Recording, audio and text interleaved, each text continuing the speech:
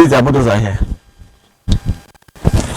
For many Nigerian civil servants, home ownership is not just a milestone, but an escape route from years of punishing rent and housing insecurity. That is why a land dispute threatening a federal government-backed housing estate in Abuja is stirring fresh anxiety among workers who believed they were finally on the path to owning affordable homes. The dispute centers on an estate in TAFFY under the Federal Integrated Staff Housing Program (FISH), a scheme designed to help federal workers access cheaper housing. Nearly a decade after some subscribers paid for plots, contributed to infrastructure, and even began building, the project is now entangled in a bitter ownership battle. Engineer Nicholas Ogbedo said the development covers about 150 hectares originally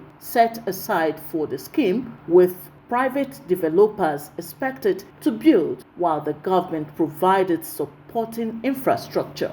But he alleged that the situation changed last year when other developers entered the area with fresh allocations said to have been issued by the Federal Capital Development Authority, laying claim to parts of the same land. The obstacle. Somehow last year, we had an information that some people we will have like 2-3 developers came up together to have a meeting with some FCDA senior staffs to apportion this allocation to themselves, and they ended up having like 70 hectares, 30 hectares, 20 hectares to themselves, and came up with the intention that the former minister gave them, Bello.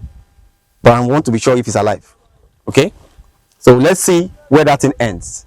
And for now, they came to demolish the buildings, demolish the infrastructure, and remove all the beacons on the site. And they're now claiming that it was being given to them by the office of the honorable minister, former minister, the RFO. And that is not even the issue. They went ahead to claim that the Labriga, Urban and Regional Planning, Moses, and also URP staffs, senior management of URP, Bishiru and the Co, and Usman and Co, are part of the team that helped them to acquire the land. And as they speak now, that they have come to stay, and they are bulldozing buildings, and they don't want to stop. We came here last week, they armed them with guns. You can see 5 of them there with guns. Some of them are here with guns. That's why we opted to come with the police. And this case will be a test of judiciary. We're talking about affordability. But the question is this: must civil servants pay houses for 50 million naira? They're not selling it to our own clients for 50 million naira. That is the question. And now they claim that the minister is alive. So we'll test the judiciary and find out if actually the former minister gave this land. Because the former minister never agreed to sign any document before he left. He decided to not to sign any document because he didn't want to be called back. So how did those 70 hectares, 30 hectares, about all the districts allocated? Did the lower seats land allocation committee? Because previously before you sit and allocate land, the lower could sit. PAMSEC, minister, head of service, they will sit together. It's not like this present administration that one person can allocate land. Okay, so what do you want to be done now? What is your prayer? I will pray that the honorable minister should intervene. Which and also minister? Minister of FCT, and also the judiciary should also intervene and look at the situation whereby this land, if whatever document or whatever they're claiming, must be scrutinized and verified. And if there's any abuse of office, there should be arrests and prosecution of those involved. All right, thank you. Abuse of office is involved and forgery. Because I've seen now that the date that the minister left office, it does not coincide with the RFO. So the former minister will tell us if there is a lower sitting. Then the second thing is that the Labriga that they claim in signing document, assistant director, even last month, is no longer in that department. Ogbedo also claimed the survey beacons and some existing structures on the site were destroyed during the dispute, raising fears over the security of investment already made by subscribers. The uncertainty is especially troubling for the civil servants who bought into the project as a rare, affordable option in Abuja's property market. According to Ogbedo, homes under the scheme were expected to cost between 10 million naira and 15 million naira, far below the estimated 50 million naira or more now required for similar properties. We are one of the developers that is handling the FISH program, Federal Integrated Staff Housing Program, for the Office of the Head of Service. And this was one of the allocation and one of the areas we apportioned for the project. And the groundbreaking ceremony was even done here, when the former Minister of Works, Housing, and Head of Service were all here to see how we can create an affordable home for civil servants. When the course of the project, there were some lapses. Off-the-card guarantee were not offered.